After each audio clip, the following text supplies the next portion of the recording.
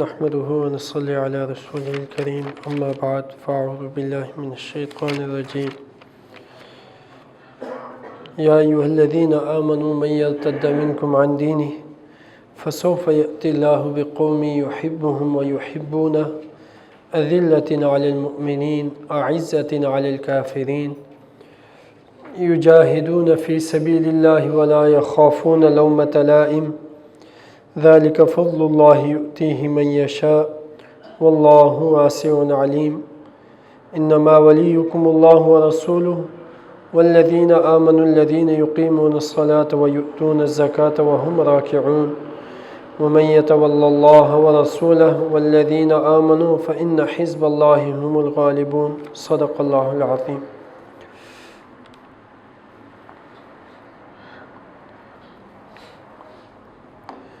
ان آیات کریمہ میں جو تلاوت کی گئی ہیں فرمایا گیا کہ اے ایمان والو، جو شخص اللہ کے دین سے پھر جائے گا تم میں سے تو اللہ تعالیٰ تمہاری جگہ ایک ایمان کے حامل نئی قوم لے آئے گا، اور وہ قوم اللہ رب العزت سے محبت کرے گی اور اللہ تعالیٰ ان سے محبت کریں گے، اور اس کی ایک صفت یہ ہوگی کہ اذلۃ علی المؤمنین اعزۃ علی الکافرین، مسلمانوں کے سامنے عاجز، انکساری اور جھکے ہوئے ہوں گے، لیکن کافروں کے سامنے عزت کی زندگی گزاریں گے۔ مسلمان کے مقابلے میں اس بات کو برداشت کر لیں گے کہ میرے مسلمان بھائی نے اگر مجھے کچھ کہہ دیا ہے تو اسے درگزر کر دیا، اس کو اپنا بھائی سمجھتے ہوئے اس سے ایمان کی وجہ سے شفقت و محبت کا رویہ برتیں گے، لیکن اسلام کی بنیاد پر اہل کفر کے سامنے سر نہیں جھکائیں گے، اور وہ اللہ کے راستے میں جہاد کریں گے اور کسی ملامت کرنے والے کی کوئی پرواہ نہیں کریں گے۔ ہوتا ہے کہ جب کوئی آدمی دین کے راستے پہ چلتا ہے تو جو دنیا کی محبت کرنے والے لوگ ہوتے ہیں وہ اس آدمی کو مختلف طرح کے طعنے دینا شروع کر دیتے۔ ہمارے ہاں اگر کوئی شخص داڑھی رکھ لے تو اسے ایک دم سے مولوی صاحب کا منصب دے دیا جاتا ہے اور اس کے نام کو ہی بلا دیا جاتا ہے۔ پھر کبھی کبھی اس سے کہا جاتا ہے کہ یہ تم نے کیا شروع کر دیا، مولویوں والے کام تم نے شروع کر دیے ہیں۔ تو یہ ایک قسم کی اہل دین کو ملامت کا سامنا ہوتا ہے کہ لوگوں کے رجحانات، لوگوں کی سوچیں دنیا کی پرورش پہ ہوتی ہیں، دنیا کی طاقت و قوت پر ہوتی ہیں۔ لوگ اپنا سارا نظریاتی تعلق وہ دنیا کے حساب سے قائم کرتے ہیں، لیکن جو شخص دین پہ چل رہا ہوتا ہے اس کا پورا زندگی کا نظریاتی ڈھانچہ جو ہے اور عملی جو ڈھانچہ زندگی کا ہے وہ کہاں پہ چل رہا ہوتا ہے؟ آخرت کو دیکھ کے چل رہا ہوتا ہے کہ میں نے اللہ کے سامنے حاضر ہونا ہے اور وہاں پہ جواب دینا ہے، تو اس کو سامنے رکھ کے وہ چل رہے ہوتے ہیں۔ تو جو دنیا پرست لوگ ہوتے ہیں انہیں بڑے عجیب لگ رہے ہوتے ہیں، پھر وہ انہیں ملامت کرتے رہتے ہیں، وہ انہیں طعنے دیتے رہتے ہیں۔ تو فرمایا کہ جس قوم کو ہم لے کر آئیں گے وہ قوم کسی کی ملامت کی پرواہ نہیں کرے گی۔ ایک مثال عرض کروں، حضور صلی اللہ علیہ وسلم نے اپنے سفیر بھیجے اس وقت کی سب سے بڑی سلطنت کے دربار میں، اور جب وہ وہاں پہنچے تو بادشاہ کے دربار میں وہاں ان کے لیے کھانے کا انتظام ہوا، دسترخوان بچھایا گیا، شاہی عاملہ، وزراء اور حکام دسترخوان پہ بیٹھ کے اور کھانا کھانے کے دوران ایک صحابی رسول کے ہاتھ سے لقمہ دسترخوان پہ گر گیا. ایک لقمہ کیا ہوا؟ دسترخوان پہ گر گیا. اب انہوں نے ایک دم سے حضور صلی اللہ علیہ وسلم کی سنت کو دہرایا کہ حضور صلی اللہ علیہ وسلم نے ہمیں سکھلایا ہے کہ اگر کوئی لقمہ دسترخوان پہ گر جائے تو اسے جاڑ کے کھا لیا کرو. اس کے ساتھ اگر کوئی چیز لگ نہ جائے تو اسے کھا لیا کرو. تو انہوں نے اس لقمے کو واپس اٹھایا اور جاڑ کے کھا لیا. ساتھ والے صحابی تھے، انہوں نے ذرا کونی ماری اور انہیں متوجہ کیا کہ آپ ان شاہوں کے دربار میں ہیں تو یہ حرکت ذرا ان کی شایان شان نہیں ہے. تو بڑے جلال کے ساتھ انہوں نے فرمایا کہ ان بیوقوفوں کی وجہ سے میں اپنے نبی کی سنت کیسے چھوڑ دوں. جب یہ جملہ دربار کے لوگوں نے سنا تو انہیں اندازہ ہوا کہ حضور صلی اللہ علیہ وسلم کے سپاہی، حضور صلی اللہ علیہ وسلم کے سفیر، حضور صلی اللہ علیہ وسلم سے اتنی محبت کرتے ہیں کہ دنیا کے بادشاہوں کو حضور صلی اللہ علیہ وسلم کے اعمال کے سامنے کچھ نہیں سمجھتے.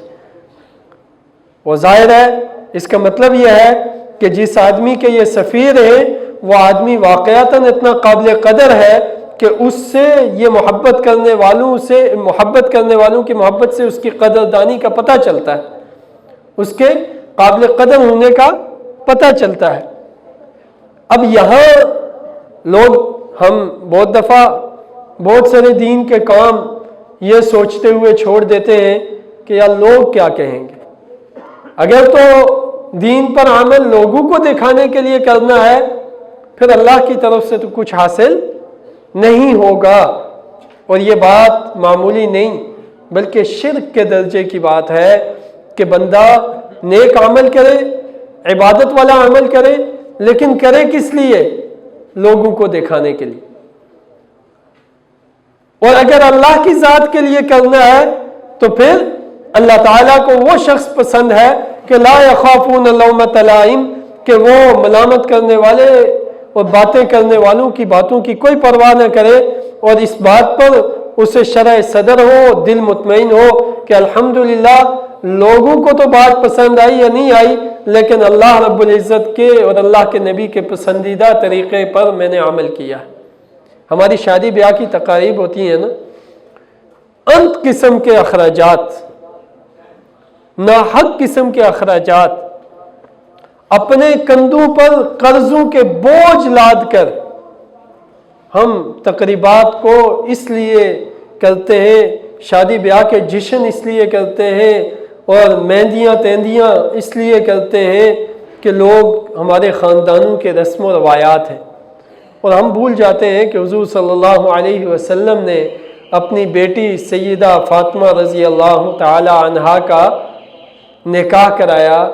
آپ کو حضرت علی کے نکاح میں دیا، ان کے گھر پہنچایا، ان کی رخصتی ہوئی، مہر مقرر ہوا. تو طریقہ کیا تھا ہم بھول جاتے ہیں. تو اللہ کو ایسے لوگ نہیں پسند جو لوگوں کو دیکھ دیکھ کے دین پہ عمل کریں. اللہ رب العزت کے پسندیدہ لوگ اور پسندیدہ قوم وہ ہے کہ جو لوگوں کی ملامت کی پرواہ نہ کرے. اور اگر ایسے لوگ پیدا ہو جائے جو لوگ پوری قوم مسلمان کہلائے لیکن مسلمانوں کے اوپر تو ان کا رعب و دبدبہ چلے اور اہل کفر کے سامنے ڈر کے رہیں، اذلۃ علی المؤمنین اعزۃ علی الکافرین کی جگہ اعزۃ علی المؤمنین اور اذلۃ علی الکافرین ہو جائے، تو ایسے لوگ اللہ رب العزت کو اس قدر ناپسند ہے کہ اللہ تعالیٰ فرماتے ہیں اگر تم ایسے ہو جاؤ گے تو تمہیں مٹا دیا جائے گا. آج مسلمان ہونے کی حیثیت سے ہم جس زوال کا شکار ہیں، دنیا میں مسلمان اتنی کثرت سے شاید ہی تاریخ میں کبھی ہوئے ہوں جتنی کثرت سے آج مسلمان ہیں. جتنے وسائل مسلم دنیا میں پیدا ہو رہے ہیں اتنے وسائل اس سے پہلے شاید مسلمانوں کے پاس کبھی نہیں تھے. لیکن پہلے مسلمان غلبے کی حالت میں تھے اور آج کے مسلمان مغلوبیت کی حالت میں ہیں، تو جائزہ لینے کی بات یہ ہے کہ حق تو کبھی ذلیل و رسوا نہیں ہوتا. یہ اللہ کا قانون ہے کہ حق کبھی مٹتا نہیں ہے، حق کو کبھی شکست نہیں ہوتی. اگر حق کو کبھی شکست ہونے لگے تو دیکھنے کی بات یہ ہے کہ کسی باطل نے حق والی ادائیں لے لی ہیں اور کسی حق والے نے باطل کی ادائیں اختیار کر لی ہیں. شکست کی ذلت کی وجہ صرف یہ ہو سکتی. فرمایا کہ ذالک فضل اللہ یؤتیہ من یشاء، یہ اوصاف اللہ تعالیٰ جس پہ فضل کرتا ہے اسے عطا کرتا ہے. تو ہمیں اپنی زندگی میں یہ چیزیں دیکھنی ہے کہ ہماری اللہ سے محبت ہو اور ایسی محبت ہو کہ اللہ بھی ہم سے محبت کرنے لگے. اس کا فارمولہ تو قرآن نے خود بیان کیا نا کہ تم کیسے اللہ سے کے محبوب بن سکتے ہو، اللہ تم سے کیسے محبت کرے گا. تو سورہ آل عمران کی آیت قُلْ إِن كُنتُمْ تُحِبُّونَ اللَّهَ فَاتَّبِعُونِي يُحْبِبْكُمُ اللَّهُ وَيَغْفِرْ لَكُمْ ذُنُوبَكُمْ. آپ لوگوں سے کہہ دیجئے کہ تم کیا کرو، اگر تم اللہ سے محبت کرتے ہو تو میرے طریقے کی اطاعت کرو. مَن يُطِعِ الرَّسُولَ فَقَدْ أَطَاعَ اللَّهَ، جس نے رسول اللہ کا طریقہ اختیار کیا اس نے اللہ رب العزت کی اطاعت کی. تو کہا کہ اگر تم اللہ رب العزت سے محبت کرتے ہو تو میری اطاعت کرو، یحببکم اللہ، تو اللہ بھی تم سے محبت کرنے لگیں گے. یہ نسخہ ہے. دوسری بات فرمائی کہ ایمان والوں کے ساتھ عاجزی اور انکساری سے معاملات کرتے ہیں. ان کے جو سینے تنے ہوئے ہوتے ہیں وہ کفر کے سامنے تنے ہوئے ہوتے ہیں. مسلمان کے مقابلے میں تنا ہوا، اکڑا ہوا اور عناد و تکبر سے نہیں جیا کرتا. مسلمان سے رویے عاجزی اور انکساری پر مبنی ہوتے ہیں.